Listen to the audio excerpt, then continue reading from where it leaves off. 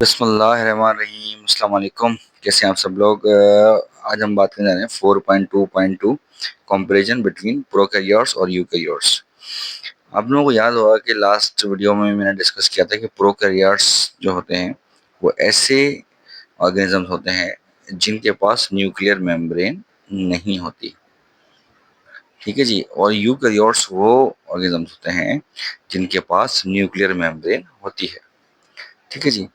अच्छा जी, अब अगर हम उसको देखें तो हम बात कर रहे हैं कि यू मीन्स वेल और ट्रूली, कैरियोन्स मीन्स न्यूक्लियस।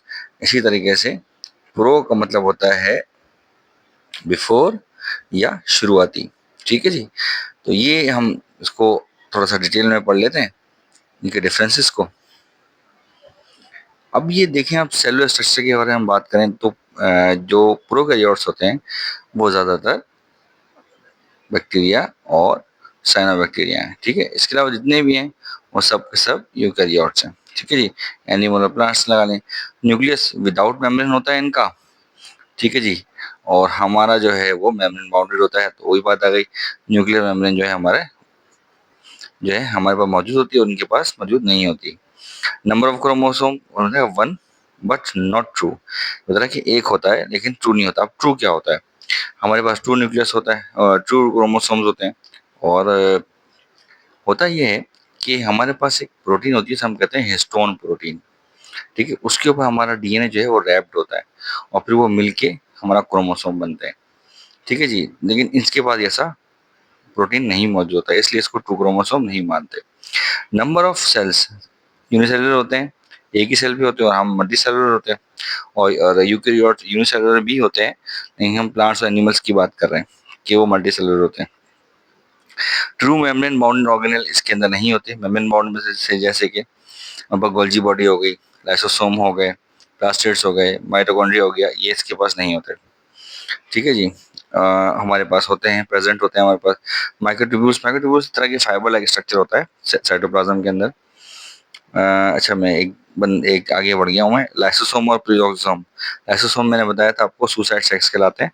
इसके अंदर इस तरह का मटेरियल होता है जो किसी भी फॉरेन पार्टिकल को गला देता है। और प्रीऑक्सोसोम जो होते हैं वो किसी भी हार्मफुल मटेरियल को इस तरह से चेंज करते हैं कि वो हार्मफुल नहीं रहता।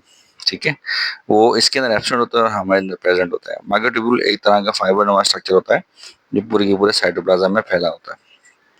इनके अंदर एब्सेंट होता है या रेयर होता है, हमारे अंदर मौजूद होता है। हम आगे इसको डिस्कस करेंगे तफसील से। एंडोप्लाज्म रेटिकुलम इनके अंदर नहीं होता, हमारे अंदर मौजूद होता है। आपको पता है कि एंडोप्लाज्मिक रेटिकुलम जो होता है वो एक तरह का नेटवर्क है। ठीक है, सेल के अंदर हम डिस्कस करेंगे लेटर ऑन। अच्छा, उसके बाद माइटोकॉन्ड्रिया है। माइटोकॉन्ड्रिया जो है एब्सेंट होता है power house of the cell. इसके अंदर एब्सेंट होता है, हमारे पास प्रेजेंट होता है राइबोसोम, प्रोटीन फैक्ट्रीज। हमारे पास जो है इनके पास मौजूद होता है 1770 एस, और हमारे पास है 80 एस। अच्छा, एस माना होता है सेडिमेंटेशन। अच्छा, होता क्या है, एक इसकी को एक टेस्ट ट्यूब में डाल के घुमाया जाता है, और इस स्पीड के अंदर उसका जितने भी उस सेल में मौजूद मटेरियल है वो नीचे जाके बैठ जाते हैं। उसे हम कहते हैं सेडिमेंटेशन रेट।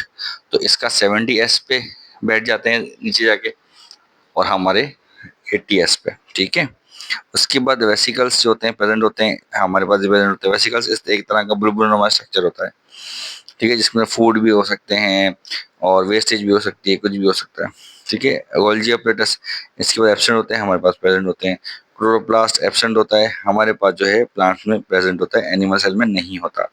अच्छा, फिर आप बोलेंगे सर मसला ये है कि फिर साइनोबैक्टीरिया जो है वो किस तरह से जो है वो करता है क्या?